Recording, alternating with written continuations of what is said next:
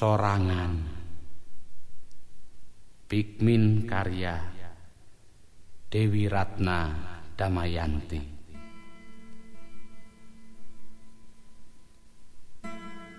Nuju naon salira ayeuna grentes manehna daruda teu kuat nahan kapeurih nu ngagerihan. Mun seug salira aya di dieu pasti lahunan teh jadi tempat panyaluuhan.